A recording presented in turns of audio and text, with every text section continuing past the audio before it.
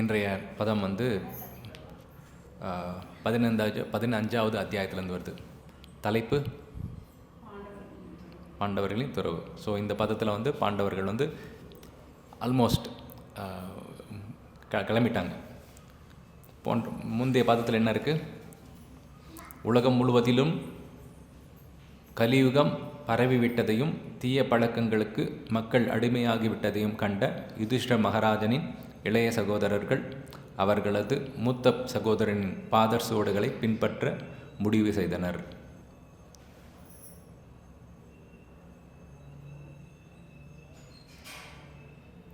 இந்த பதத்தில் வந்து அவர்கள் அனைவரும் யார் குறிக்குது? அவர்கள் அனைவரும்ன்றது பாண்டவர்கள் குறிக்குது. மத கொள்கைகளை எல்லாம் சரிவர நிறைவேற்றினர். அதன் பலனாக பகவான் ஸ்ரீ கிருஷ்ணரின் தாமரை பாதங்கள் தான் அனைவருக்கும் முடிவான புகலிடம் என்று சரியாக முடிவு செய்து அவரது பாதங்களை இடையறாது தியானித்தனர்.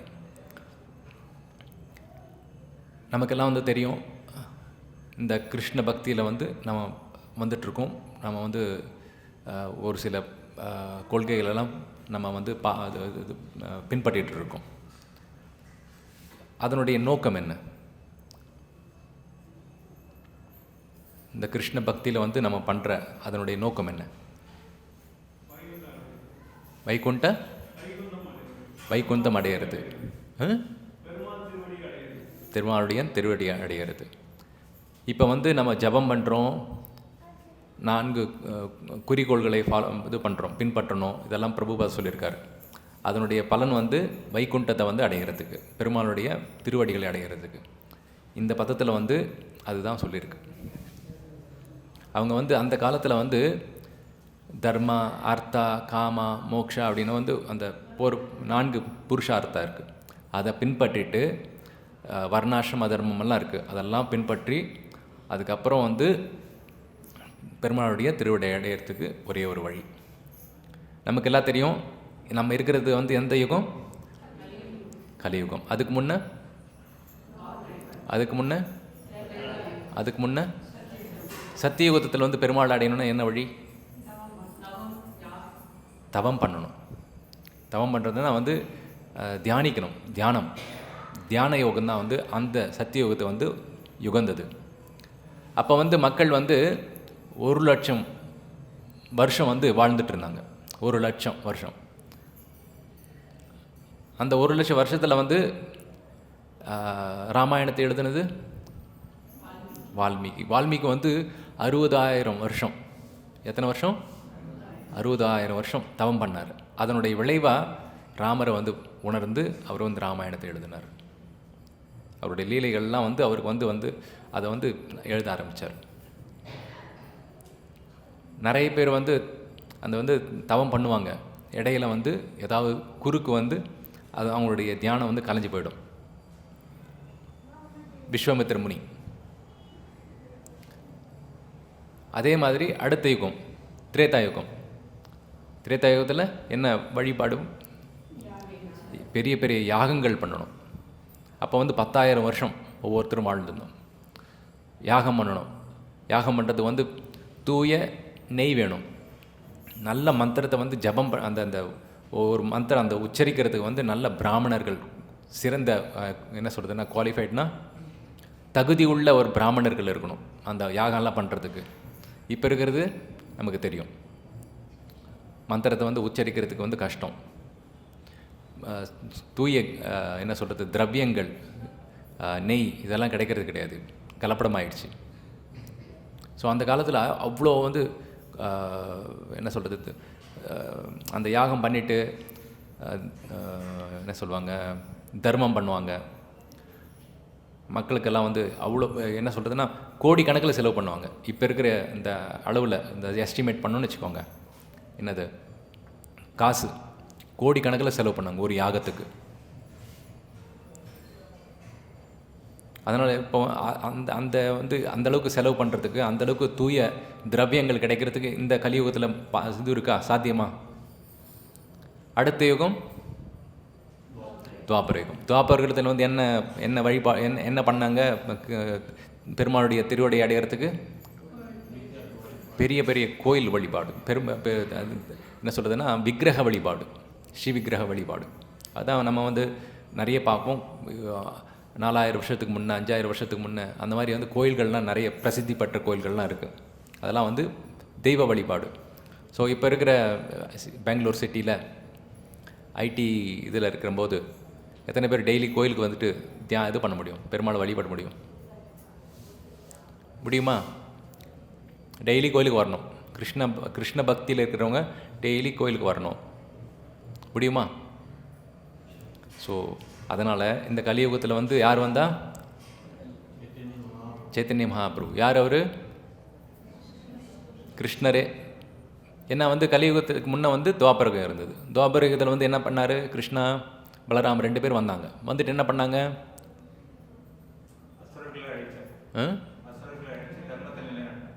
தர்மம்னா என்ன?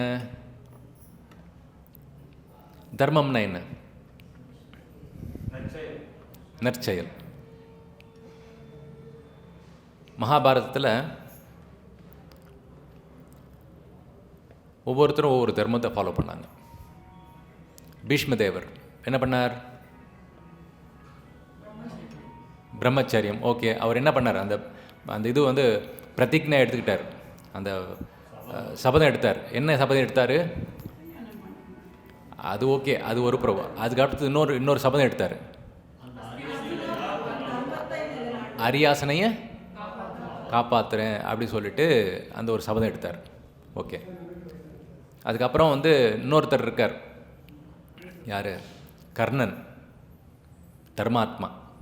எல்லாம் வந்து பார்த்திங்கன்னா கர்ணனை பிடிக்குமா இல்லை வந்து அர்ஜுனனை பிடிக்கணுமான்னு கேட்டால் வந்து ஜென்ரலாக வந்து என்ன பண்ணுவாங்க? கர்ணனை பிடிக்குவாங்க. எதுக்கு? தான தர்மத்துக்கு வந்து சிறந்தவர்னு சொல்லுவோம். ஓகேங்களா? ஆனால் கிருஷ்ணருக்கு யார் பிடிக்கும்? ஏன் அப்போ வந்து நம்மளோட அந்த கிருஷ்ணருக்கும் நமக்கும் வந்து என்ன வருது? கிருஷ்ணருக்கு அர்ஜுனன் பிடிக்குது, அதனால் எனக்கு கிருஷ்ணரே பிடிக்காது. சரியா? அந்த மாதிரி தான் நினைப்போம். ஸோ வந்து கர்ணன் என்ன தப்பு பண்ணாப்புல? துரியோதனனுடைய கூட வந்து இது வந்து என்ன சொல்கிறது, நட்பு வச்சுக்கிட்டு என்ன வந்து இது பண்ணார்? அவர் என்ன வந்து பிரதிஜ்ஞை எடுத்துக்கிட்டார். உனக்கு வந்து நான் வந்து உன்னுடைய சாவு எனக்கு, நான் செத்த பிறகு தான் உனக்கு வரும் அப்படின்னு என்ன அர்த்தம்? நான் உன்னை பாதுகாக்கிறேன் அப்படின்னு சொல்லிட்டு இது பண்ணார். அந்த மாதிரி ஒவ்வொருத்தரும் ஒவ்வொரு சபதம் எடுத்துக்கிட்டாங்க. சபதம் எடுத்துக்கிட்டு அந்த மாதிரி இருக்கும்போது நமக்கு தெரியும் சூதாட்டன். இப்போ வந்து தர்மராஜ், யுதிஷ்டிர மகாராஜ், அவர் என்ன பண்ணார்? அவரும் ஒரு தர்மத்தை ஃபாலோ பண்ணிகிட்டு இருந்தார். பொய் சொல்ல மாட்டேன் அந்த மாதிரிலாம் இருந்தார். அது ஒரு இது. ஓகேங்களா? அது கூட என்ன பண்ணார்? ராஜா, நான் ராஜா அப்படின்னு ஒரு சக்திரியன், அது ஒரு தர்மம். அப்போ என்ன பண்ணணும்? யாராவது வந்து சண்டை கூப்பிட்டாலோ இல்லை வந்து ஏதாவது சூதாடுறது கூப்பிட்டாலோ ஒத்துக்கணும். அதுதான் அவரோட தர்மம். ஸோ அவங்க வந்தாங்க, அந்த சூதாட்டுறது அந்த இது வந்தது, விளையாடிட்டு இருந்தாங்க. அவர் விளையாடிட்டுருக்காரு, விளையாடிட்டு இருக்கட்டும். தண்ணியை வச்சுட்டார், தன்னுடைய சகோதரர்களை வச்சுட்டார். அந்த இதில் என்ன சொல்கிறது, அது சூதாட்டத்தில் என்ன சொல்லுவாங்க? பந்தயமாக அவரே வச்சுட்டார். ஆனால் கடைசியாக என்ன பண்ணார்? திரௌபதியை வந்து இது பந்தயமாக வச்சார். அது வந்து ஆக்சுவலாக வந்து ஒரு இதுன்னா அது பண்ணக்கூடாது. இதெல்லாம் வந்து கிருஷ்ணருடைய லீலைகள், அதெல்லாம் அப்படி தான் நம்ம புரிஞ்சுக்கணும். ஸோ வச்சுட்டாரு. அதுக்கப்புறம் வந்து அவங்கள வந்து அந்த இது சபையில் வந்து இது பண்ணணும்னு சொல்லும்போது அவங்க போயிட்டு கேட்குறாங்க. யார்கிட்ட? பீஷ்மர்கிட்ட, துரோணர்கிட்ட. அப்புறம் வந்து நம்ம யுதிஷ்டிர மகாராஜ் யாருமே வந்து ஓப்பன் பண்ண மாட்டாங்க, வாய் திறக்க மாட்டேன்றாங்க. காரணம்?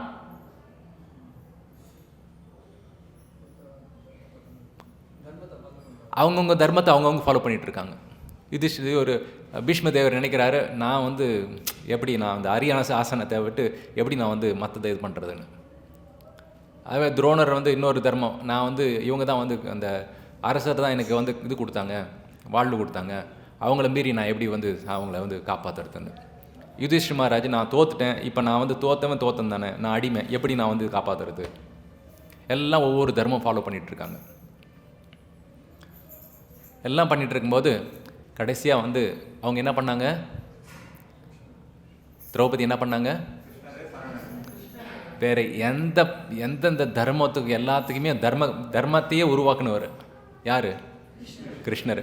அவர் தான் வந்து உண்மையான தர்மம் அவருக்கு தான் தெரியும் அப்படி சொல்லிட்டு சரணடைஞ்சிட்டாங்க. கிருஷ்ணர் வந்து காப்பாற்றினார். அதுக்கப்புறம் வந்து அவங்க வந்து வனவாசம் போனாங்க, அஜ்ஞாதவாசம் பண்ணாங்க, எல்லாம் வந்துட்டாங்க. திருப்பி வந்து நாட்டு கேட்குறாங்க. கிருஷ்ணரே வந்து தூது போகிறாரு, எல்லாம் வந்து ஆயிடுச்சு.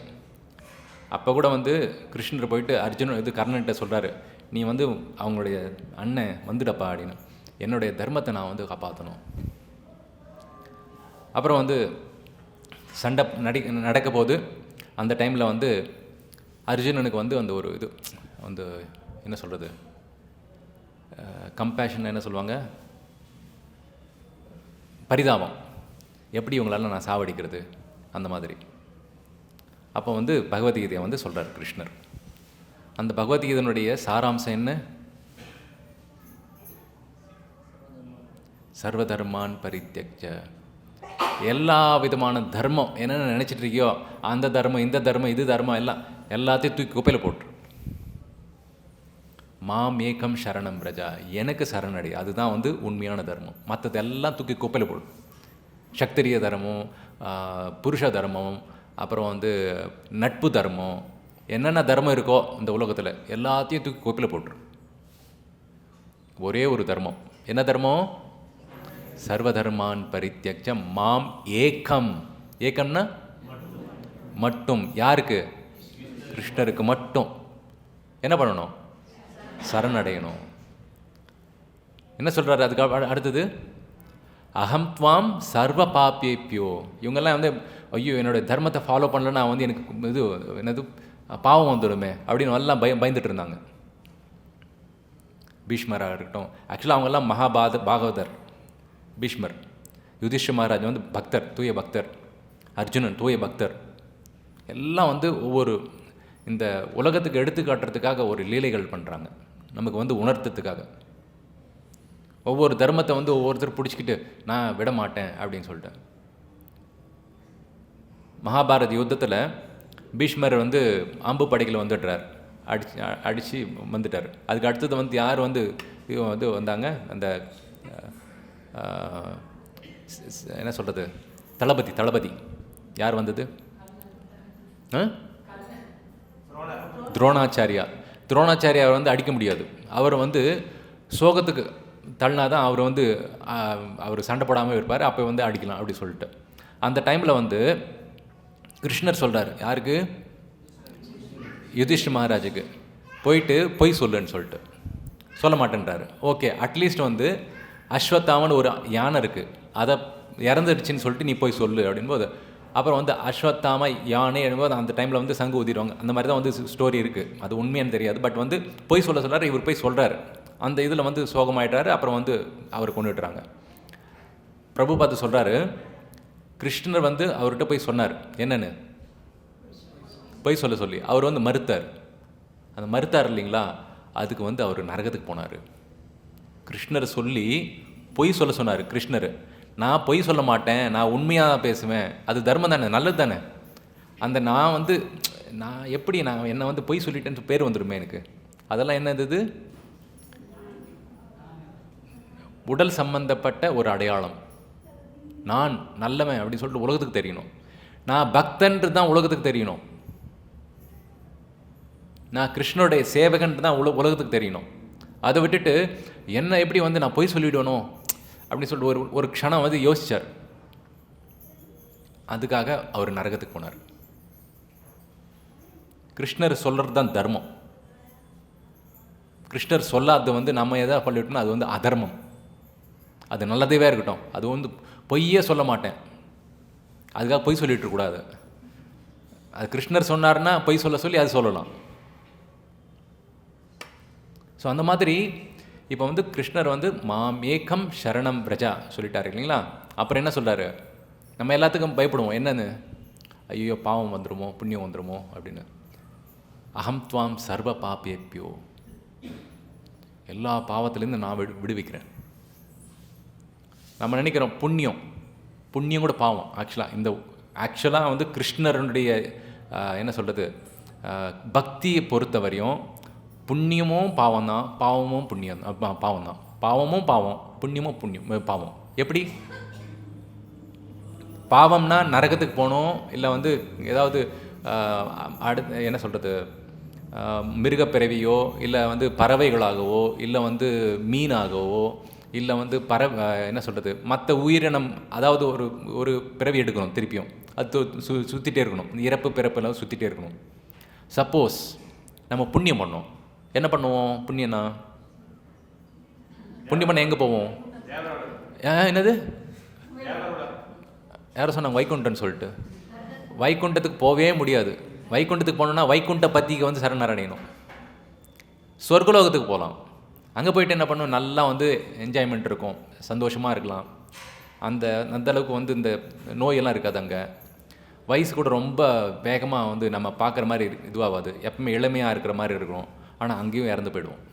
அந்த நம்ம வந்து பண்ணுற புண்ணிய காரியங்களுடைய அந்த என்ன சொல்கிறது கணக்கு இருக்குது இல்லைங்களா, கணக்கு முடிஞ்ச உடனே திருப்பியும் இந்த மர்த்திய லோகத்துக்கு வரணும், இந்த பூமிக்கு வரணும்.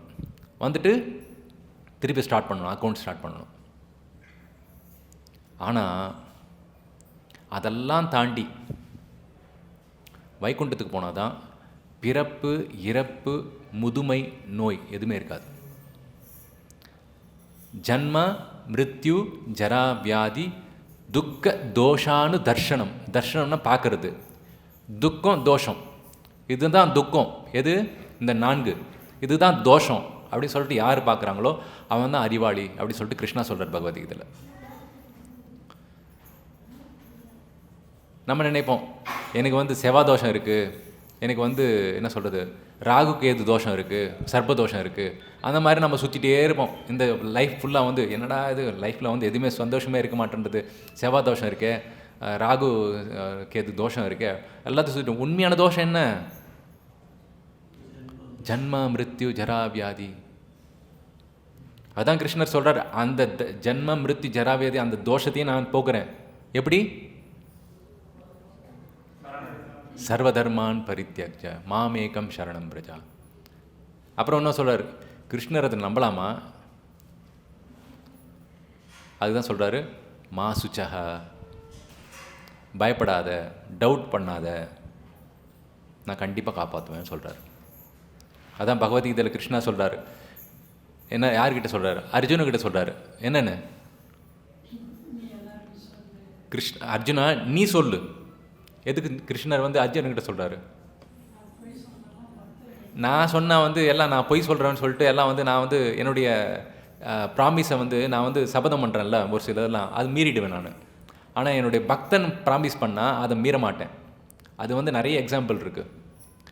பிரம்மா வந்து வரம் கொடுத்தாரு யாருக்கு? இரண்யகசிபுக்கு. ஆனால் வந்து அது வந்து இது மீறினாரா? கிருஷ்ணர் மீறினாரா? இரண்யகசிபு அழிச்சார் இல்லைங்களா? அந்த டைமில் பிரம்மாவோட அந்த இது கொடுத்தாருல, இந்த வரம் கொடுத்தாருல, அந்த வரத்தை வந்து கிருஷ்ணா மீறினாரா? ஒன்று கூட மீறாமல் அவரை அழிச்சிட்டார். அதுதான் கிருஷ்ணா. அதே மாதிரி இதுலேயே இருக்குது, எது மகாபாரத யுத்தத்திலே வந்து அர்ஜுனனுக்கும் துரியோதனனுக்கும் பீஷ்மதேவருக்கும் வாக்குவாதம் நடக்குது. என்னன்னு, நீ வந்து பாண்டவருக்கு மேலே ரொம்ப பாசமாக இருக்கிற, அதனால தான் அவங்கள கொல்லலை. உனக்கு வந்து அவ்வளோ சக்தி இருக்குது எனக்கு தெரியும், ஆனால் நீ கொல்ல மாட்டேன், ஏன்னா உனக்கு வந்து பாசம் ஜாஸ்தி அவங்க மேலே. அப்படியே ரொம்ப வந்து இது பண்ணிவிட்டு அவர் இன்சல்ட் பண்ணுற மாதிரி பண்ணிட்டார் பீஷ்மதேவரை. யார்? துரியோதனன். உடனே அவர் கோவம் வந்துடுச்சு. இது பண்ணிவிட்டு ஒரு 5 அம்பு எடுத்துகிட்டு, இந்த 5 அம்பு பாரு, நாளைக்கு 5 பாண்டவர்களை வந்து முடிச்சிடுறேன் அப்படி சொல்லிட்டு இது பண்ணிக்கிறாரு. அப்படியா? அப்போ நான் அந்த 5 அம்பு எங்கிட்ட கொடு, நான் பத்திரமா வச்சுக்கிறேன், நான் நாளைக்கு காலையில் கொடுக்குறேன் அப்படின்னு. ஏன்னா இப்போ மனசு மாறிட்டாருன்னா, இல்லை யாருன்னா தூக்கிட்டு போயிட்டாங்கன்னா அந்த மாதிரி. சரி கொடுத்துரு, ஓகே எடுத்துகிட்டு போ. கிருஷ்ணர் என்ன பண்ணுறாரு, அர்ஜுனா உனக்கு ஞாபகம் இருக்கா, அந்த இதில் வந்து வனவாசம் போகும்போது யக்ஷர்கிட்ட வந்து சண்டை போட்டு, ஏன்னா அந்த யக்ஷர்கிட்ட சண்டை போட்டு இவங்கள வந்து அரெஸ்ட் பண்ணிவிடுவாங்க. யாரை? துரியோதனன், கர்ணன் எல்லாரையும் அரெஸ்ட் பண்ணிவிடுவாங்க யக்ஷர்கள். அவங்களக்கிட்ட காப்பாற்றுறதுக்கு வந்து இவர் நம்ம யுதிஷ் மகாராஜா அனுப்புவார். பீமர் அர்ஜுனன் 2 பேரையும். அவங்க போயிட்டு காப்பாற்றிட்டு வந்துடுவாங்க. அப்போ வந்து துரியோதனன் கேட்பான் அர்ஜுனன்கிட்ட, என்னை காப்பாற்றணும்ல, உனக்கு எதனா வேணும்னா கேளு அப்படின்னு சொல்லிட்டு. அப்போ வந்து அர்ஜுனன் சொல்லலாம், நான் எனக்கு வேணும்போது கேட்குறேன், இப்போ இல்லைன்னு சொல்லி வந்துடுவான். இப்போ வந்து கிருஷ்ணர் ஞாபகப்படுத்துவார், உனக்கு ஞாபகம் இருக்கா அந்த இது அவன் கேட்டான்ல துரியோதனன், போயிட்டு கேட்டு இப்போ போயிட்டு ஒரு 5 அம்பு இருக்குது அவங்ககிட்ட, அந்த அம்பு வாங்கிட்டு வந்துரு அப்படின்னுவார். ஸோ போயிட்டு என்ன பண்ணுவார், அர்ஜுன்கிட்ட இது பண்ணு போவார். அர்ஜுனை வந்து பார்த்த உடனே துரியோதனன் சொல்லுவார், ஓ தம்பி வா அப்படி சொல்லிட்டு, என்ன வேணும், இந்த நாடு வேணுமா எடுத்துக்கோ அப்படி இப்படின்னு. அவர், எனக்கு நாடெல்லாம் வேண்டாம், எனக்கு சண்டை தான் போடணும், எனக்கு ஒரே ஒரு இது ஞாபகம் இருக்கா, அந்த வரம் கொடுக்குறேன்னு சொன்னேன் ஞாபகம் இருக்கா? ஆமாம்மா. ஓகே, என்ன வேணும்? அந்த 5 அம்பு கொடுத்துரு எனக்கு. என்ன பண்ண முடியும்? கொடுத்தாச்சு. ஓகே, எடுத்துன்னு போயிடுவான். அதுக்கப்புறம் அடுத்த நாள் காலையில் வரும்போது பீஷ்மதேவர் கேட்பார், கொடுப்பா 5 அம்பு கொடுப்பான். எங்கே இருக்குது? போயாச்சு இல்லை. அப்புறம் வந்து நடந்தது சொல்லுவார் துரியோதனன். அவர் கிருஷ்ணருடைய லீலை நம்ம பீஷ்மருக்கு தெரியாதா? பீஷ்மர் சொல்வார், நீ என்ன தான் பண்ணாலும் ஒன்று மனசுக்குள்ளே நினச்சிக்கிற, நீ என்ன தான் பண்ணாலும் வின் பண்ண முடியாது, ஜெயிக்க முடியாது. அந்த மாதிரி இது பண்ணிவிட்டு, ஓகே நான் சொன்னது தான், இன்றைக்கி அர்ஜுனன் நான் வந்து காலி பண்ணிடுறேன், இல்லை கிருஷ்ணர் வந்து அவரோட ப்ராமிஸை வந்து பிரேக் பண்ண வைக்கிறேன். கிருஷ்ணர் என்ன சொன்னார்? ப்ராமிஸ் என்ன பண்ணார்? நான் வந்து போரில் வந்து ஆயுதம் எடுக்க மாட்டேன் அப்படி சொல்லிட்டு ஒரு சபதம் பண்ணியிருக்கார். அந்த சபதத்தை வந்து அடிக்கிறேன், இல்லை அர்ஜுனன் அடிக்கிறேன், ரெண்டுத்தில் எதனா ஒன்று நடக்கும். அப்பா, அவர் வந்து துரியோதனுக்கு ரொம்ப குஷி, ஏதாவது ஒன்று நடக்க போகுது, அர்ஜுனன் இன்னைக்கு காலி அப்படி சொல்லிட்டு. சண்டை இல்லை அப்படியே அடி நான் இது பண்ணும்போது என்ன சொல்கிறது, கிருஷ்ணருக்கும் அம்பு மழையாக பொழியுது. பீஷ்மர் இது பண்ணுறாரு, ரத்தமாக வருது. கிருஷ்ணரை அர்ஜுனன் 2 பேருமே வந்து விடல. எல்லாம் இது பண்ண உடனே அர்ஜுனன் வந்து கதை முடிய போகுது. அந்த மாதிரி தருவாய் வந்த உடனே கிருஷ்ணர் எழுந்து அந்த ரத்தத்தினுடைய இது இருக்கு இல்லைங்களா, சக்கரம் இருக்குல்ல, அந்த சக்கரத்தை எடுத்து பீஷ்மரை அடிக்க போகிறார். உடனே வந்து பீஷ்மர் எல்லாத்தையும் போட்டுட்டு வாங்க அடிங்க அப்படின்றார். அதான் நம்ம பார்த்துருப்போம் ஏதாவது ஒரு போஸ்டரில் வந்து நம்ம பிபிடியில் பீஷ்மர் வந்து எப்படி இருப்பார், கிருஷ்ணர் வந்து இது ரதம் எடுத்துகிட்டு போயிருப்பார்.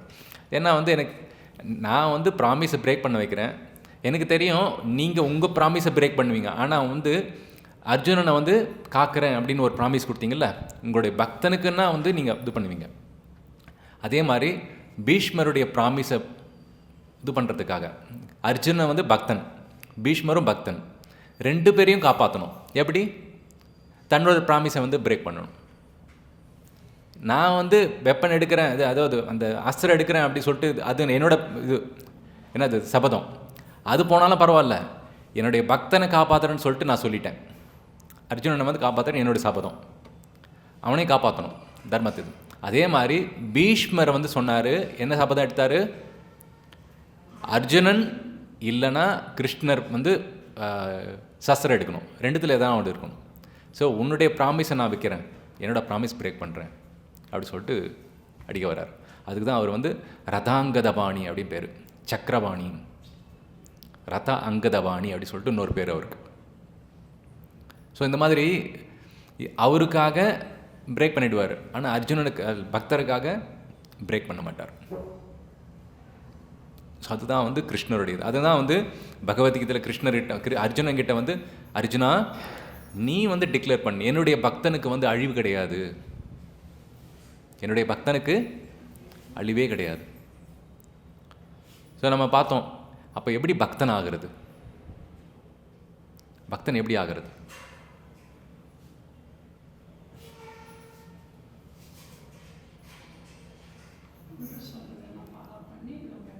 சர்வதர்மான் பரித்யஜ்ய மாமேகம் சரணம் பிரஜா.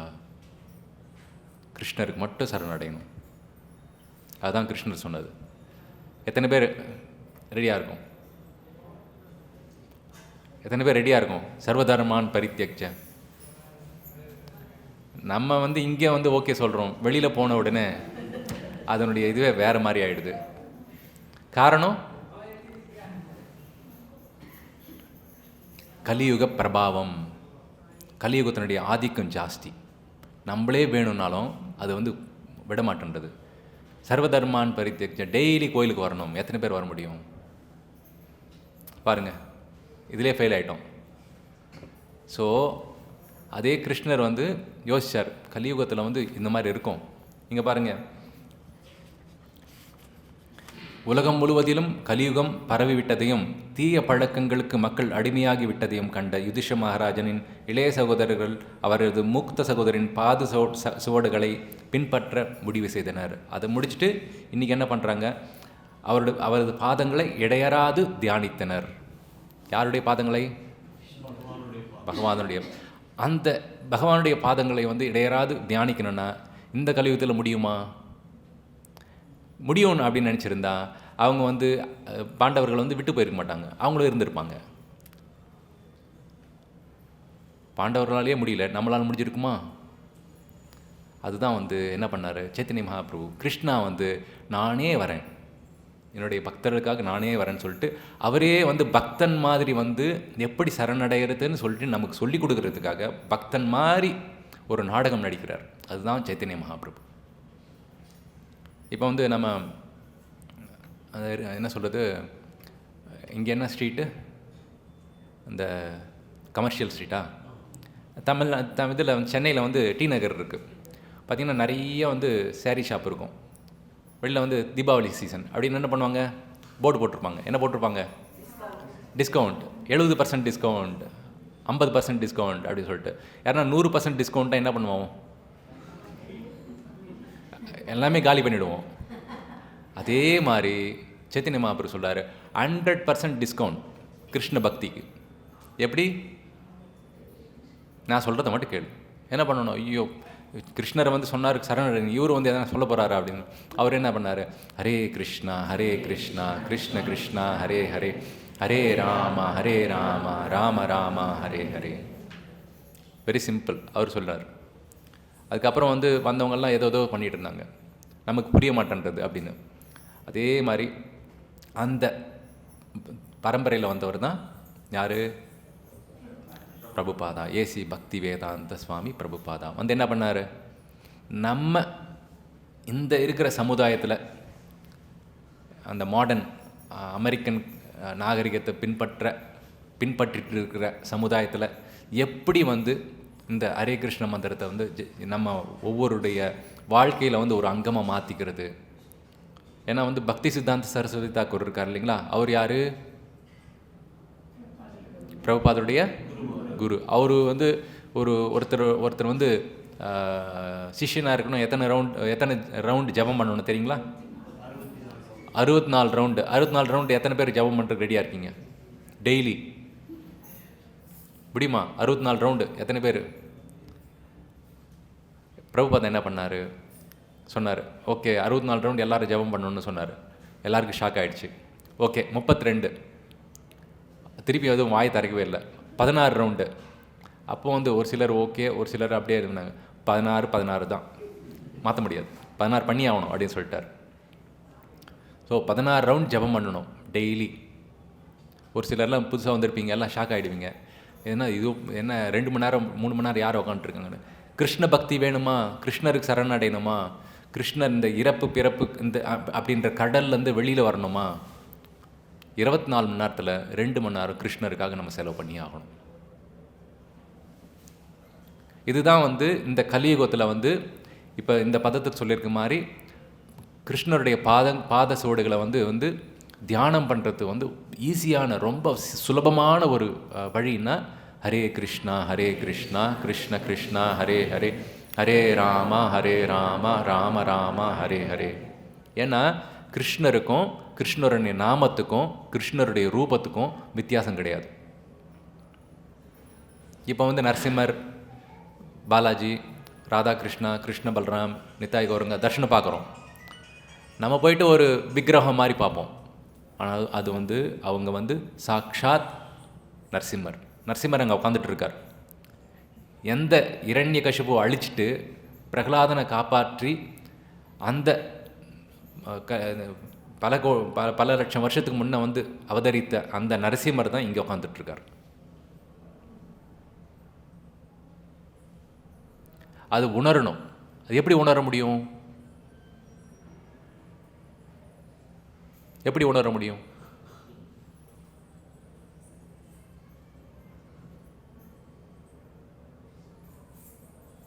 எப்படி உணர்றது? ஹரே கிருஷ்ணா கிருஷ்ண கிருஷ்ணா ஹரே ஹரே, ஹரே ராம ராம ராம ஹரே ஹரே. இதுதான் வழி.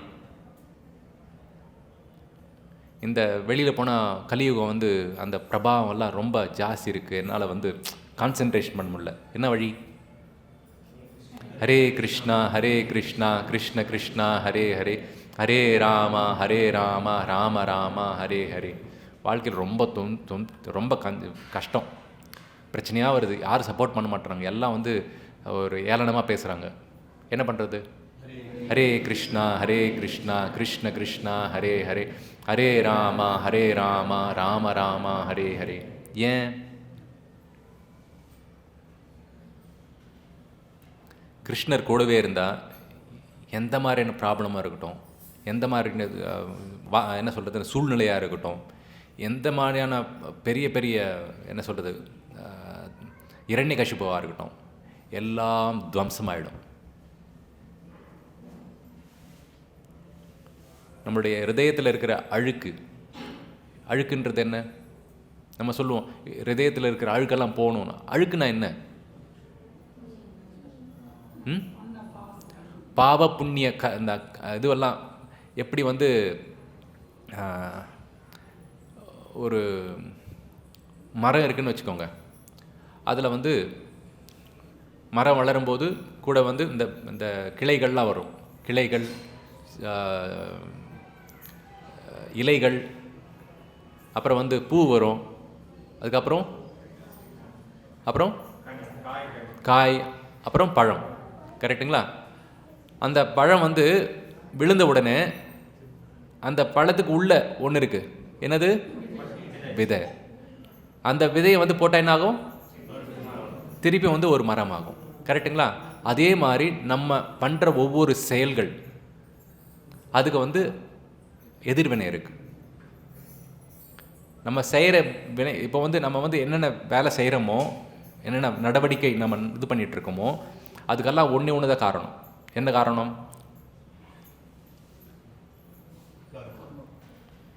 நம்ம வந்து என்ன சொல்கிறது, என்ஜாய் பண்ணுறதுன்னா அனுபவிக்கணும், சந்தோஷமாக இருக்கணும், நிரந்தரமாக இருக்கணும். அதை வந்து அதுக்காக நம்ம பண்ணுற செயல்கள் அது என்ன ஆகுதுன்னா, பௌதிகமாக இருக்கிறதுனால இந்த பௌதிக செயல்கள் வந்து அதனுடைய பிரதிபலனாக வந்து ஒவ்வொரு விதை உருவாகுது. கர்ம விதை. அது வந்து புண்ணியமாக இருக்கலாம், இல்லை பாவமாக இருக்கலாம். அந்த விதைகள்லாம் வந்து தேங்கியிருக்கு. எங்கே தேங்கியிருக்கு? நம்மளுடைய இதில், சித்தத்தில். இப்போ நான் வந்து என்ன சொல்கிறது, ஒரு பெரிய ஹீரோ இருக்கிறார். நம்ம பார்த்து சின்ன வயசுலேருந்தே பார்த்து எப்போ நான் இந்த மாதிரி ஆகிறது, எனக்கும் ஆசை, நானும் பெரிய ஹீரோ ஆகணும், சூப்பர் ஸ்டார் ஆகணும். அந்த மாதிரி வந்து ஆசை இருந்துகிட்டே இருக்கும். ஆசை. அந்த ஆசை வந்து என்ன ஆகும்னா, ஒரு விதை. ஏதாவது ஒரு ஜென்மத்தில் நம்மளும் சூப்பர் ஸ்டார் ஆகலாம். இப்போ கிடையாது, ஏதாவது ஒரு ஜென்மத்தில். அந்த சூப்பர் ஸ்டார் ஆகிறதுக்கு அந்த கிருஷ்ணர் என்ன பண்ணுவார்னா, எங்கே இருக்கார் கிருஷ்ணர்? ஹிருதயத்தில் இருக்கார். எல்லாம் நோட் பண்ணி வச்சுருக்கார். அவர் என்ன பண்ணுவார்னா, அந்த சூப்பர் ஸ்டார் ஆகிறதுக்கு என்னென்ன தேவையோ, புண்ணிய இது வந்து தேவையோ, அந்த கணக்கு தேவையோ, அதெல்லாம் வந்து பண்ணுறதுக்கு வந்து ஹெல்ப் பண்ணுவார். அதெல்லாம் வந்த பிறகு ஓகே, இந்த ஜென்மத்தில் நீ சூப்பர் ஸ்டார் ஆகலாம். அப்புறம் வந்து பார்த்திங்கன்னா வந்து பிறக்கிறது வந்து பார்த்திங்கன்னா வந்து ரொம்ப ஏழ்மையாக இருக்கும். அப்புறம் செய்கிறது வந்து பார்த்திங்கன்னா பஸ் கண்டக்டர் மாதிரி வேலை செஞ்சிட்ருப்பாங்க. சடனாக பார்த்திங்கன்னா வந்து சினிமாவில் வந்து சூப்பர் ஸ்டார் ஆகிடுவாங்க. இதெல்லாம் வந்து பல ஜென்மத்துக்கு முன்னே நம்ம பண்ண பாவ புண்ணிய கணக்குக்கு ஏற்ற மாதிரி இந்த ஜென்மத்தில் அந்த ஆத்மாவுடைய ஆசைக்கு ஏற்ற மாதிரி அந்த ஆத்மா இந்த பிறவியில் வந்து அனுபவிக்குது. அந்த ஒரு ஆத்மாவுக்கு வந்து 3 இருக்குது. ந தனம் ந ஜனம் ந சுந்தரி. ந தனம், பணம் வேணும்.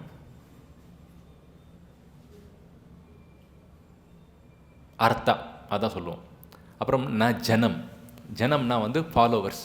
நம்மளை வந்து இப்போ வந்து ஒரு சில தெரியல எவ்வளோ பேர் இருக்கீங்கன்னு. இப்போ வந்து இன்ஸ்டாகிராம், ஃபேஸ்புக்கெல்லாம் கேள்விப்பட்டிருக்கீங்களா? அது வந்து ஒவ்வொருத்தரும் வந்து போஸ்ட் போடுவாங்க. போஸ்ட் போட்டால் என்னத்துக்கு, எதுக்காக போடுறாங்க? ஃபாலோவர்ஸ் வேணும், நம்மளை வந்து பின்பற்றணும். அதுதான் வந்து நம்ம இந்த ஆத்மாவோட டிசீஸ். அது என்ன சொல்கிறது, நோய். ஆத்மாவோட நோய் என்னென்னா ஃபாலோவர்ஸ் வேணும், எல்லோரும் நம்மளை பின்பற்றணும் அப்படி சொல்லிட்டு. ஏன்னா வந்து பார்த்திங்கன்னா, சப்போஸ் வந்து ஹீரோ இல்லை ஹீரோயின் யாருன்னா வந்து அவங்க போஸ்ட் போட்டாங்கன்னா வந்து லட்சக்கணக்கான இது இருக்கும், லைக் இருக்கும், அப்புறம் வந்து ஃபாலோவர்ஸ் இருப்பாங்க. நம்மளும் அந்த மாதிரி ஆகணும் அப்படி சொல்லிட்டு ஆசை. இதெல்லாம் இந்த இதை வந்து நம்ம வந்து நோயின்னு சொல்கிறோம். எதுக்காக இதை வந்து நோயின்னு சொல்கிறோம்?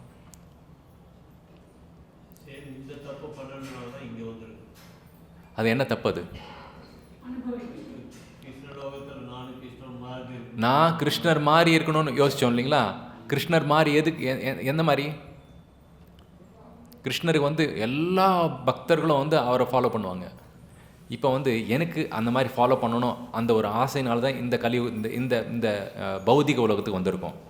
அந்த ஆசை திருப்பியும் இருக்கிறதுனால தான் இதெல்லாம் போயிட்டுருக்கு. ஒரு சிலர் செல்ஃபி எடுத்துப்பாங்க, என்ன தப்பு? ஃபோட்டோ எடுத்துப்பாங்க, என்ன தப்பு? அப்படியே இதுவெல்லாம் இது பண்ணிக்கிட்டு எல்லாம் ட்ரெஸ்ஸிங் இதுவெல்லாம் பண்ணிக்கிட்டு அப்படியே ஃபோட்டோ இதெல்லாம் பண்ணுவாங்க. காரணம் எது? என்ன இது பண்ணணும்?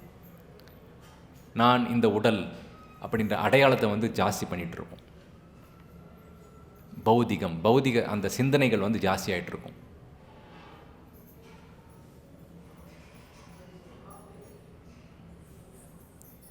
நம்மளுடைய கிருஷ்ண பக்தியில் ஒவ்வொரு செயல்கள் எப்படி இருக்கணும்னா, நான் இந்த உடல் அல்ல, நான் இந்த உடல் அல்ல, நான் ஆத்மா.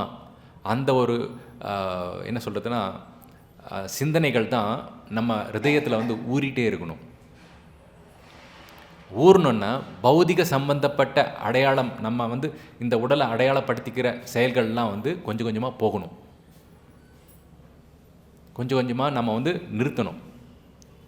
எப்படி நான் இந்த உடல் அல்ல ஆத்மா, அந்த ஒரு சிந்தனையை வந்து எது வளர்க்கிறதோ அந்த மாதிரியான செயல்களை வந்து ஜாஸ்திப்படுத்தணும். அப்போ தான் வந்து என்ன ஆகும்னா, நம்ம கொஞ்சம் கொஞ்சமாக படிப்படியாக முன்னேற முடியும். இல்லை நம்ம வந்து பகவத்கீதை பாகவதம் படிக்கிறோம், ஜபம் பண்ணுறோம், இருந்தாலும் பௌதிக சம்பந்தப்பட்ட செயல்கள் பண்ணிட்டு இருக்கும்போது என்ன ஆகும்னா, இப்போ வந்து ஒரு விளக்கு இருக்குது, விளக்கு வந்து எரிஞ்சிட்ருக்கு, அது வந்து கொஞ்சம் கொஞ்சமாக அந்த எண்ணெய் வந்து கம்மியாயிடுச்சு. என்ன பண்ணணும்? தண்ணி ஊற்றுறேன், என்ன ஆகும்?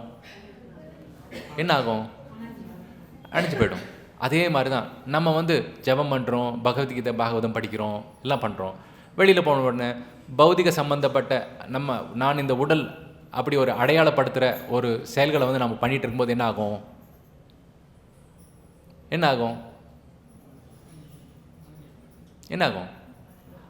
அப்படியே தான் இருக்கும், ஒரு முன்னேற்றம் வராது.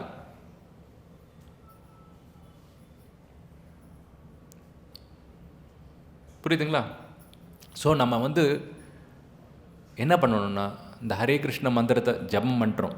இப்போ இன்னொன்று கேள்விப்பட்டிருப்போம், பிரபுபா சொல்லி, இந்த யானை இருக்குது இல்லைங்களா, யானை வந்து குளிக்க போவோம், ஒரு ஏரியிலையோ ஆற்றுலையோ குளிக்க போவோம்.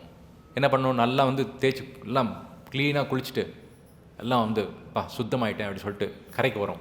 கரைக்கு வந்தவொடனே என்ன பண்ணோம்? மண் வாரி போட்டுக்குவோம். அது எது குளிச்சுது? அது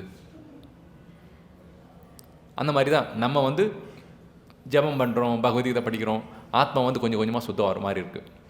உடனே போயிட்டு இன்றைக்கி வந்து சித்தி சீரியல் வந்துடுச்சு, இல்லை அந்த சீரியல் வந்துடுச்சு, இல்லை வந்து ஐபிஎல் மேட்ச் வந்துடுச்சு, இல்லை வந்து ஏதாவது இந்தியா இன்னொரு நாட்டோட கிரிக்கெட் மேட்ச் இருக்குது, இல்லை வந்து ரஜினிகாந்த் இவங்க ஏதோ படம் வந்திருக்கு, இந்த மாதிரிலாம் இது பண்ணும்போது என்ன ஆகும்னா, நம்ம வந்து நான் இந்த உடல் மண் தலையில் போட்டுக்கிற மாதிரி தான்.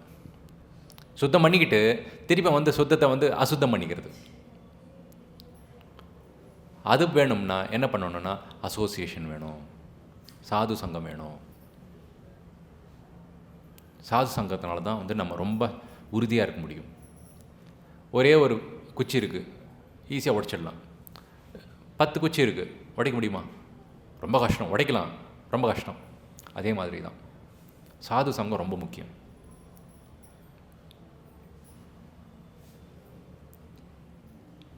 இப்போ அந்த தர்மத்தை பற்றி பேசிகிட்டு இருந்தோம், கரெக்டுங்களா? எல்லா விதமான தர்மம்னு சொல்லிட்டு அந்த தர்மம் வந்து பிரம்மச்சாரி இல்லை வந்து சன்னியாசி இல்லை பிராமணர்கள் அவங்களுக்கு மாதிரியா? இல்லை எல்லாருக்குமா? எல்லாருக்கும். ஒரு எக்ஸாம்பிள் கொடுக்குறேன்.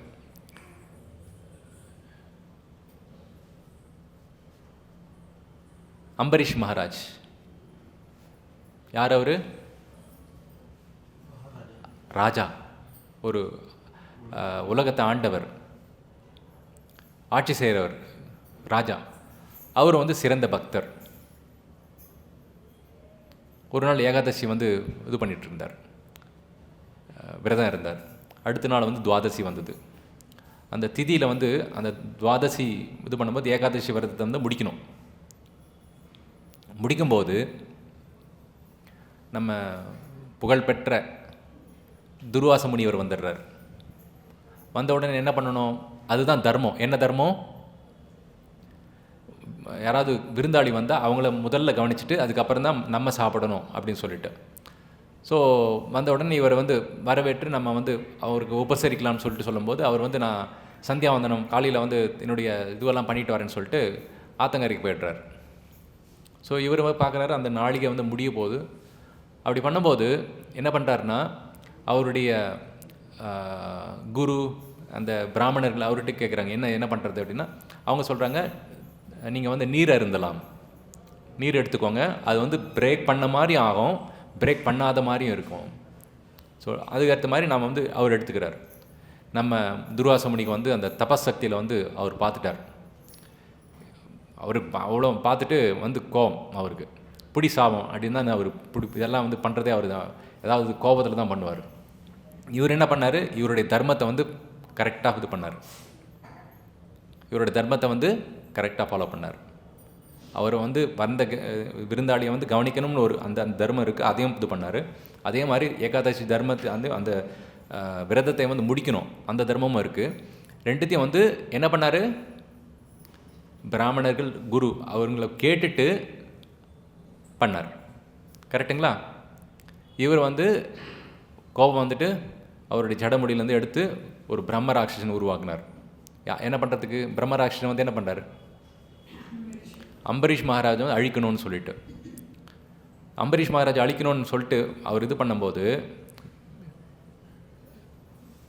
என்னாச்சு? சுதர்ஷன சக்கரம் வந்துடுச்சு. சுதர்ஷனர் வந்து என்ன பண்ணார்? அம்பரீஷ் மகாராஜ் கொண்டுட்டார். என்ன பண்ணார்? அந்த பிரம்மராட்சசனை அழிச்சிட்டார். பிரம்மராட்சசனை கொண்டுட்டு அப்புறம் என்ன பண்ணார்? போயிட்டார். துர்வாச முனிவரை வந்து துரத்துறார். அவரையும் வந்து முடிக்கிறதுக்கு வந்து ரெடி ஆகிட்டார். யார்? சுதர்ஷனர்.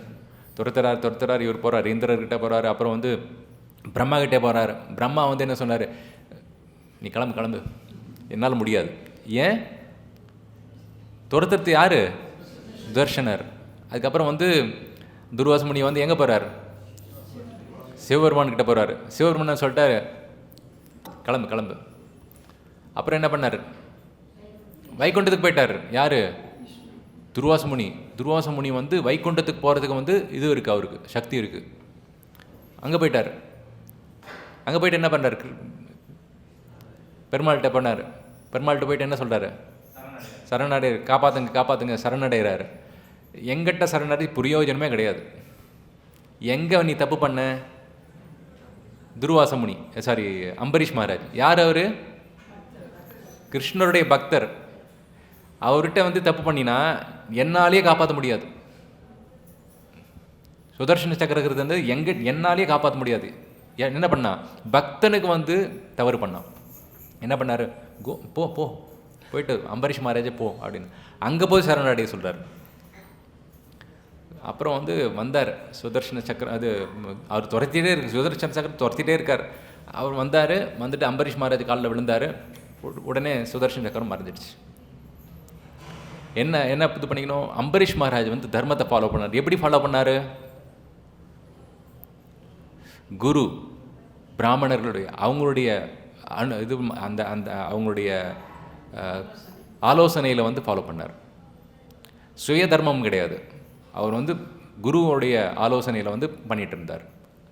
அது வந்து தூய பக்தர்ன்றதுனால கிருஷ்ணர்கிட்ட வந்து என்னை வந்து காப்பாற்றுங்க அப்படின்லாம் அது கேட்கவே இல்லை, எதுவுமே இல்லை. அவர் பிரம்மராஜனா ஓகே கொண்டுடுங்க பரவாயில்ல, ஏன் நான் இந்த உடல் கிடையாது, நான் ஆத்மா, நீ கொண்டீங்கன்னா நான் வந்து வைகுண்டத்துக்கு போகிறேன், அந்த ஒரு பாவம் அவங்களுக்கு. ஏன்னா அவர் வந்து அவருடைய வாழ்நாள் ஃபுல்லாக கிருஷ்ண பக்திலேயே இருந்தார். இது பண்ணும்போது கிருஷ்ணர் கூட சும்மா இருப்பார், பக்தருக்கு ஏதாவதுன்னா கிருஷ்ணர் கூட சும்மா இருப்பார். ஆனால் ஒருத்தர் சும்மா இருக்க மாட்டார். யார் அவர், சுதர்ஷனர். அவர் வந்து அதை பார்த்திங்கன்னா அவர் வந்து பார்த்திங்கன்னா சூரியன் கோடி சூரியனை வந்து ஒரே இடத்துல வச்சா எப்படி இருக்கும் அந்த தேஜஸ், அந்த மாதிரி சுதர்ஷனர். அவருடைய பவர் சக்தி எல்லாமே வந்து அந்த மாதிரி. இந்த இதுலேயே இந்த பிரபஞ்சத்துலேயே வந்து சுதர்ஷனம் அந்த அஸ்திர மாதிரி இந்த உலகத்துலேயே வந்து எதுவுமே கிடையாது. அதுதான் வந்து தலை சிறந்தது. அதுதான் வந்து சுதர்ஷனர்கிட்ட வந்து பாதுகாப்பு, பக்தர்கள் வந்து சுதர்ஷனர்கிட்ட வந்து பாதுகாப்புக்காக நம்ம வந்து வேண்டிப்போம் பொதுவாக. இன்றைக்கி என்ன சுதர்ஷனர் ஜெயந்தி.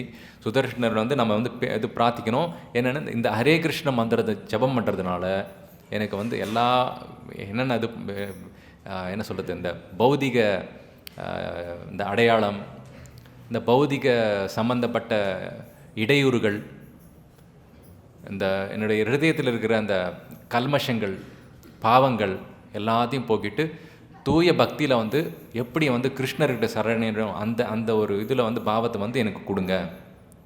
இந்த ஹரே கிருஷ்ண மந்திரத்தை வந்து நல்லா ஜபம் பண்ணுறது. எப்படி நல்லா ஜபம் பண்ணுறது, நல்லா ஜபம் பண்ணுறதுன்னா என்ன, சொல்லணும், சொல்லிவிட்டு காதோட கேட்கணும்.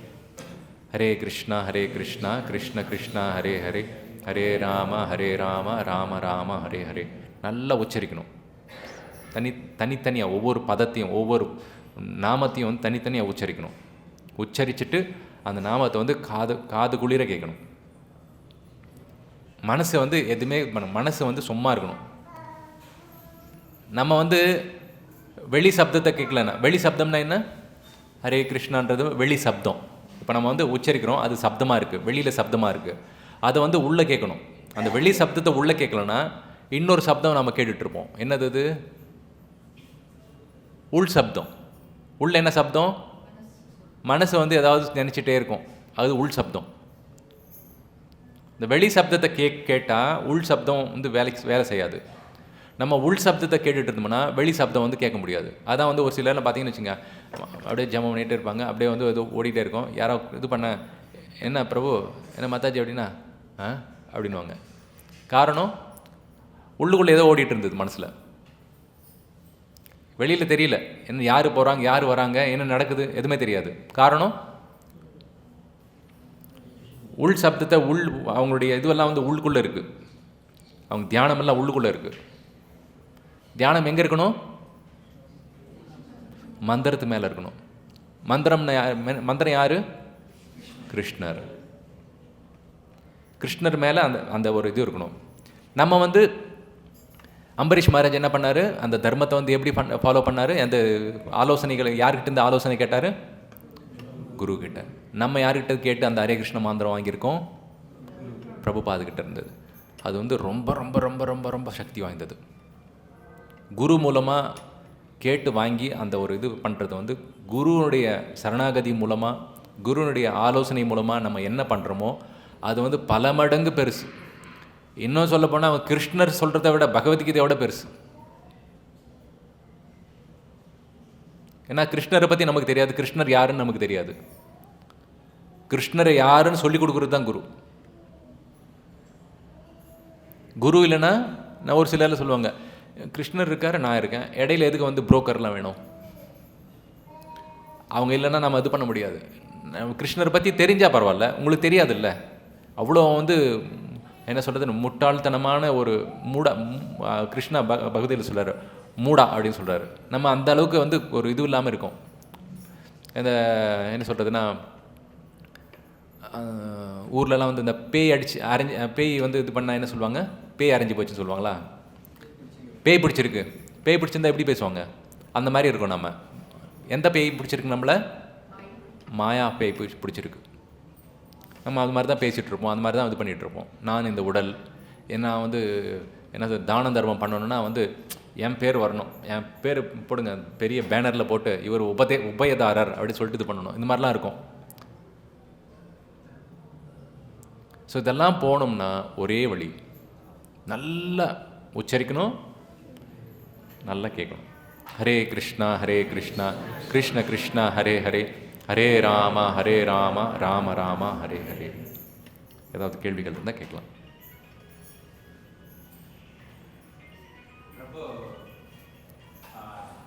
ஆதிசங்கரர் சொல்றாரு, மூடமணி கோவிந்தனை சரணடைன்னு சொல்றாரு. அவரே சொல்றாரு, கோவிந்தனை சரணடை, ஆனால் இறைவனோட இறைவனாக கலக்கணும்னு சொல்றாரு. கலத்தல் வந்துட்டு எப்படின்னு புரியல. கோவிந்தனை சரணடைவதா இல்லை கலத்தலா, அது புரியாமல் இருக்கு. அதே போல ராமானுஜாச்சாரியார் சொல்றாரு, கலக்கவும் செய்யலாம், அதே போல வணக்கமும் செய்யலாம்னு சொல்றாரு. ஸ்ரீ மத்வர் சொல்றாரு ரெண்டுமே சரிதான் சொல்றாரு. இதெல்லாம் ரொம்ப கன்ஃபியூஷனாக இருக்கு. இந்த ஆன்மீகத்தில் வந்து பார்த்திங்கன்னா, ஆன்மீக பாதையில் வந்து 2 இருக்குது. அது வந்து பகவத்கீதையில் வந்து 12வது அத்தியாயத்தில் வந்து கிருஷ்ணருக்கு அர்ஜுனன் வந்து கேட்குற கேள்வி வந்து,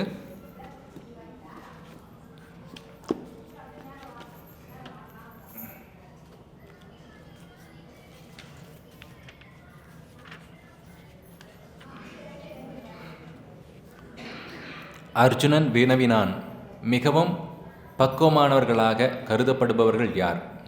மிகவும் பக்குவம்னா வந்து அந்த பக்தி தொண்டில் வந்து தெரிஞ்சவங்க யார்? எப்பொழுதும் உமதை பக்தி தொண்டில் முறையாக ஈடுபட்டிருப்பவர்களா? எப்போதும் உங்களுடைய பக்தி தொண்டில் முறையாக ஈடுபட்டிருப்பவர்கள் அவர்களா? அல்லது தோன்றாத அருவ பிரம்மனை வழிபடுவார்களா? தோன்றாத, நமக்கு தெரியாத இருக்கிறத அருவம்னா ரூபம், அரூபம் அப்படின்னா என்ன? ரூபம் இல்லாததை அது வந்து பார்த்திங்கன்னா அதான் வழிபடுவர்களா? அது வந்து பார்த்திங்கன்னா பிரம்மன் சொல்லுவோம். அருவ பிரம்மன். பிரம்மன்னா என்ன? அருவ பிரம்மன்னா உருவமற்றது. அது வந்து எப்படி இருக்கும்? ஜோதி. கிருஷ்ணருக்கு வந்து 3 இருக்குது. ஓகே, இது முடிச்சிடுறேன்.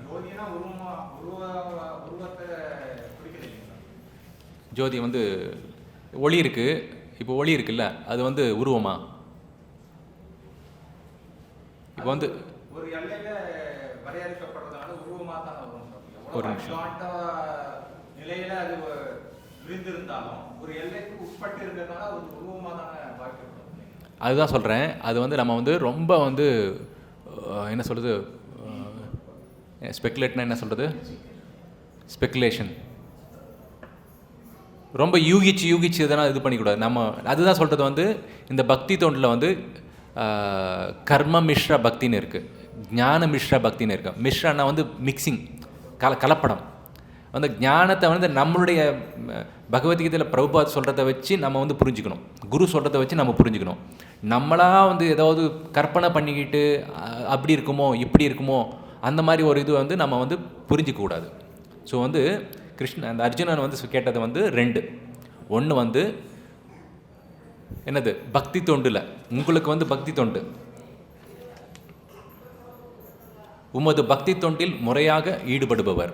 பக்தி தொண்டுனா என்ன? பக்தன் பகவான் இருந்தால் தான் பக்தி தொண்டு. அப்போ வந்து இந்த ரூபம். இன்னொன்று வந்து அரூபம் அப்படின்னு சொல்கிறார். ஆக்சுவலாக என்னென்னா, கிருஷ்ணர் இருக்கார். அவர் வந்து இப்போ வந்து சூரியன் இருக்கார். சூரியன் கோள் இருக்கு இல்லைங்களா, சூரிய கோள் இருக்குது, அதில் ஆட்சி செய்கிறவர் ஒருத்தர் இருக்கார், சூரிய தேவன். அந்த சூரிய இதில் அந்த கோள்லேருந்து அந்த ஒளி கதிர்கள் வருதில்ல, அது வந்து ஜோதின்னு சொல்லுவோம், கரெக்டுங்களா, சூரிய கதிர்கள்னு சொல்லிட்டு.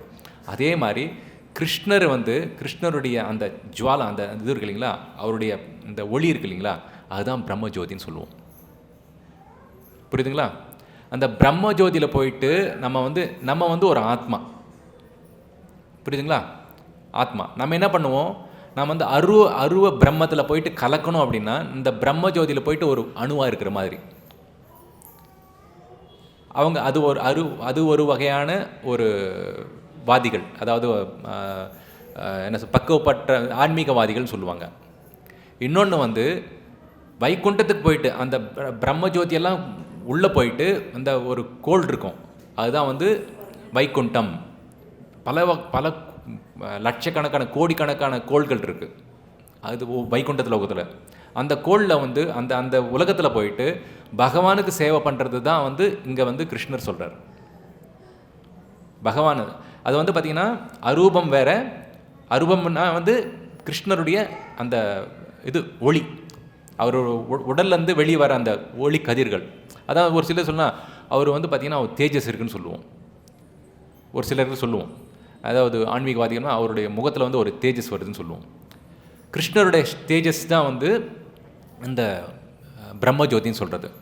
அந்த பிரம்மஜோதி அதனுடைய அதுதான் வந்து இந்த சூரிய கதிர்கள்லாம் இருக்கிறதெல்லாம் வந்து பார்த்திங்கன்னா சூரியன் அதனுடைய சக்தி, அந்த இதுவெல்லாம் வந்து அந்த பிரம்மஜோதியினுடைய விரிவாகம்னு சொல்லலாம்.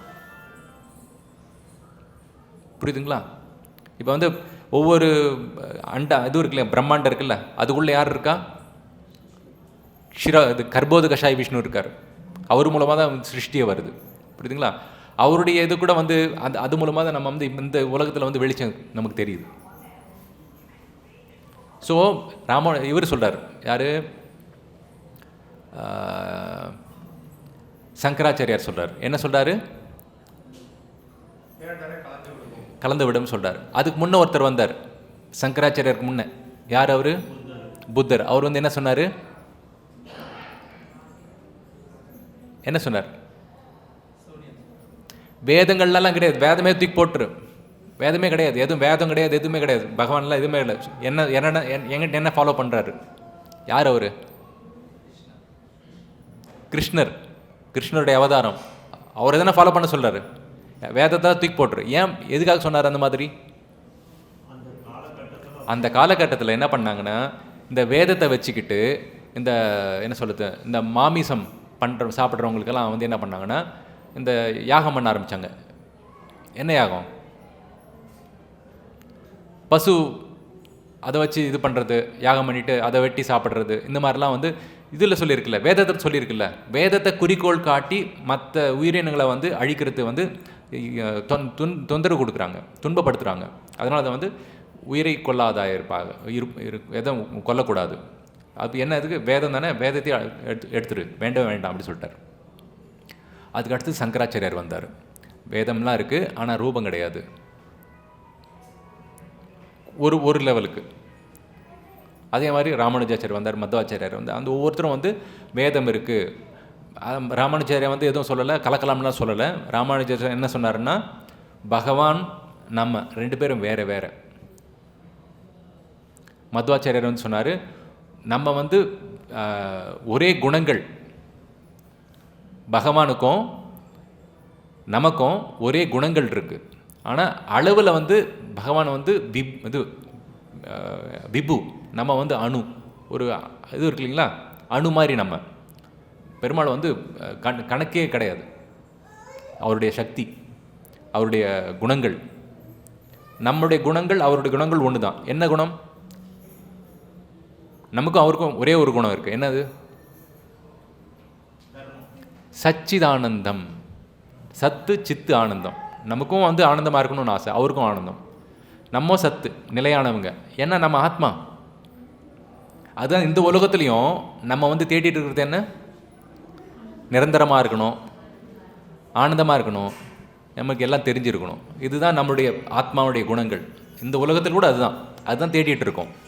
நம்ம கிடைக்கல. ஏன் கிடைக்கல? இது பௌதிக உலகத்தில் கிடைக்காது. நான் ஆத்மா அந்த ஒரு நிலையில் இருந்தால் தான் அது கிடைக்கும். அந்த நிலைக்கு தான் வந்து பக்தி தொண்டு பண்ணணும், பெருமாளுக்கு வந்து சேவை பண்ணணும். ஸோ கலக்கம்னா வந்து அது வந்து தவறான ஒரு ஆன்மீக வழிபாடு. அதுதான் கிருஷ்ணரோடு சொல்கிறார். என்ன சொல்கிறாரு? புருஷோத்தமரான முழுமுதற் கடவுள் கூறினார், எனது தனிப்பட்ட உருவின் மீது மனதை நிலைநிறுத்தி திவ்யமான நம்பிக்கையுடன் எப்பொழுதும் எனது வழிபாட்டில் ஈடுபட்டிருப்பவர்கள் மிகவும் பக்குவமானவர்களாக என்னால் கருதப்படுகிறார். கிருஷ்ணா சொல்கிறார், என்னால் கருதப்படுகிறார். யார்? தனிப்பட்ட ரூபத்தில். அந்த இது என்ன சொல்கிறது, கலக்கிறது பார்த்திங்கன்னு வச்சுங்க. இப்போ வந்து அவங்க என்ன வந்து இது பண்ணுவாங்கன்னா, இந்த பிரம்மவாதிகள் என்ன சொல்லுவாங்கன்னா, கடல் இருக்கு இல்லைங்களா, கடலில் வந்து ஒரு தண்ணி கலந்துடுச்சுன்னா எப்படி அந்த மாதிரி இது பண்ணுவாங்க. கடலுக்குள்ளே கூட மீன் இருக்குல்ல, அது வந்து கலந்துட்டா வந்து அவ்வளோதானா, எல்லாமே கடல் ஆகிடுமா? உள்ளுக்குள்ளே தனித்தனி ஒவ்வொருத்தரும் தனித்தனியாக இருக்காங்க இல்லைங்களா. மீன் தனி, அந்த சின்ன மீன் பெரிய மீன் எல்லாமே இருக்குல்ல. அதே மாதிரி ஆன்மீக உலகத்துக்கு போனால், ஆன்மீக உலகம் வந்து எப்படின்னா அந்த பிரம்மஜோதியால் இது பண்ணுது, சூழ்ந்தது.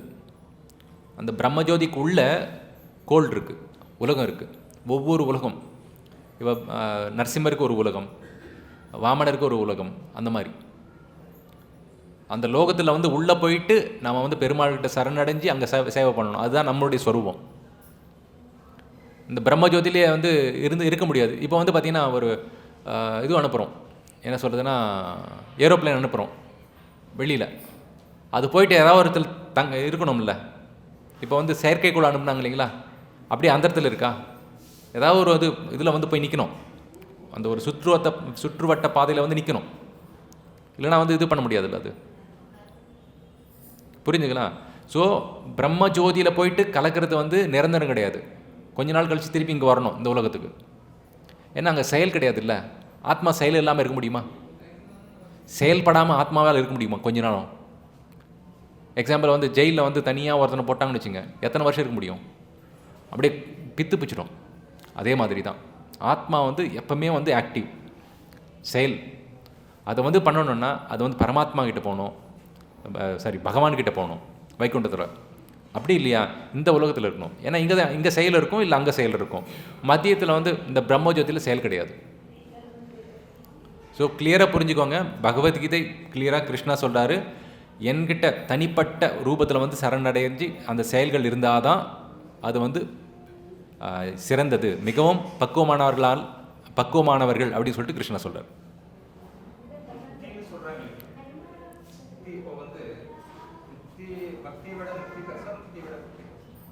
முக்தி வந்து பார்த்திங்கன்னா அதான் சொல்கிறேனே, முக்தின்னா இந்த பௌதிக வாழ்க்கையிலிருந்து விடுபடுறது, அதுதான் முக்தி. முக்தி ஆனது பிறகு என்ன பண்ணணும்? இந்த பௌதிக வாழ்க்கையிலேருந்து விடுபட்டுட்டா அதுக்கப்புறம் என்ன செயல் பண்ணணுமா இல்லையா?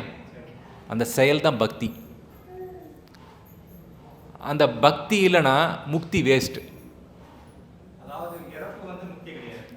யார் சொன்னா? அதுக்கு நம்ம நரகத்துக்கு போனோமா, அது முக்தியா? நம்மளுடைய பௌதிக இதுல நம்மளுடைய பாவ புண்ணிய இது கணக்கு மாதிரி நம்ம இறந்து போயிட்டு அப்புறம் வந்து நரகத்துக்கு போயிருக்கோம், யமராஜர்கிட்ட இருக்கோம். அது வந்து முக்தியா? முக்தினா இந்த பௌதிக பிரபஞ்சத்தில் இருந்து வெளியில் போகிறது. அது பிரம்மஜோதியில் கூட இருக்கலாம், அது கூட முக்தி தான். ஆனால் நான் சொன்னேன், பக்தி இல்லாமல் முக்தி வேஸ்ட். இந்த உலகத்திலேயே நம்ம முக்தாத்மாவாக இருக்கலாம். எப்படி? 24 மணி நேரம் கிருஷ்ண பக்தியில் ஈடுபடுறது அவங்க முக்தாத்மான்னு சொல்லுவாங்க. அதான் பக்தி வந்து முக்தியை விட சிறந்தது. பக்தி முக்தியை விட சிறந்தது. காரணம், பக்தி வந்து பகவானுக்காக பண்ணுறோம், பக்தன் அந்த ஒரு பாவத்தில் பண்ணுறோம். அதுதான் நம்மளுடைய ஸ்வரூபம். பக்தினா மீண்டும் பிறப்பே கிடையாது. சப்போஸ் பிறந்தா கூட அது பகவானுக்கு. இப்போ வந்து பாண்டவர்கள் வராங்க, பிரபுபாதா வராரு, இவங்கெல்லாம் வந்து இது பிறக்கிறது வந்து திருப்பி வராங்கன்னா எதுக்காக வராங்க? கிருஷ்ணனுடைய அந்த தர்மத்தை நிலைநாட்டுறதுக்காக வருவாங்க. ஆனால் அவங்க வந்து நம்மளை மாதிரி பிறக்கிறது கிடையாது. எப்படி பகவான் வந்து நம்மளை மாதிரி பிறக்க மாட்டாரோ அதே மாதிரி அவங்களுடைய இது வந்து கர்ம பலனால் பிறக்க மாட்டாங்க. அவங்களுடைய பிறப்பை வந்து பகவானுடைய இதனால வர்றது. அவங்களே வராங்க, கிருஷ்ணருடைய வழிகாட்டுதலில் வந்து அவங்களே இது பண்ணிகிட்டு இருப்பாங்க. ஸோ பக்தி வந்து செயல். நம்ம அந்த முக்தி அடைஞ்ச பிறகு செய்கிற செயல் வந்து பக்தி. ஸோ பக்தி வந்து முக்தியை விட சிறந்தது. முக்தி வந்து பக்தியை விட சிறந்தது கிடையாது. முக்தி வந்து முக்கியம் கிடையாது நமக்கு. இந்த பௌதிக இதுலேருந்து விடுபடுறது வந்து முக்தி. ஆனால் முக்தி அடைஞ்சால் வந்து அது வந்து பூர்ணம் கிடையாது, கம்ப்ளீட் கிடையாது. அது வந்து நம்ம போயிட்டு வைகுண்டத்தில் இல்லை கோலோகத்தில் வந்து கிருஷ்ணர்கிட்ட வந்து பெருமாள்கிட்ட வந்து சரணடைஞ்சு அவர்கிட்ட வந்து சேவை பண்ணுறோம் இல்லைங்களா, அவருக்காக தொண்டு பண்ணுறோம் இல்லைங்களா, அதுதான் வந்து அது பூர்ணமாகும். அதுதான் பக்தின்னு பேர்.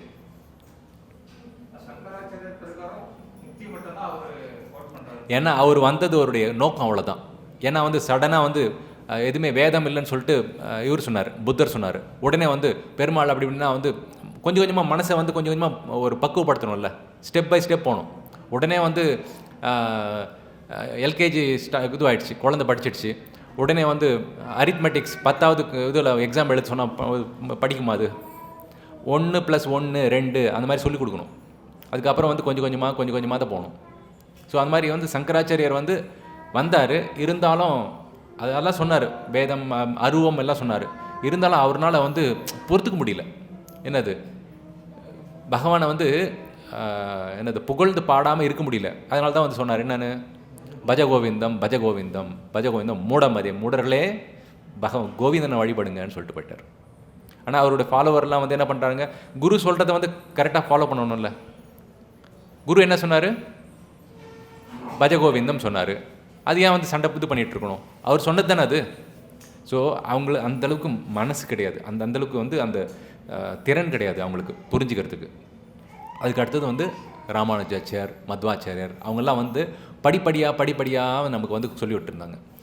கடைசியாக வந்து சைத்தன்ய மகாபிரபு வந்துட்டு எல்லாத்தையும் வந்து ஹரே கிருஷ்ணா கிருஷ்ண கிருஷ்ணா ஹரே ஹரே, ஹரே ராம ராம ராம ஹரே ஹரே. இது மட்டும் போதும், முக்தி பக்தி எல்லாமே கிடச்சிடும். கிரந்தராஜ் ஸ்ரீமத் பாகவதம் கி, ஜெகத்குரு ஸ்ரீல பிரபுபாத் கி.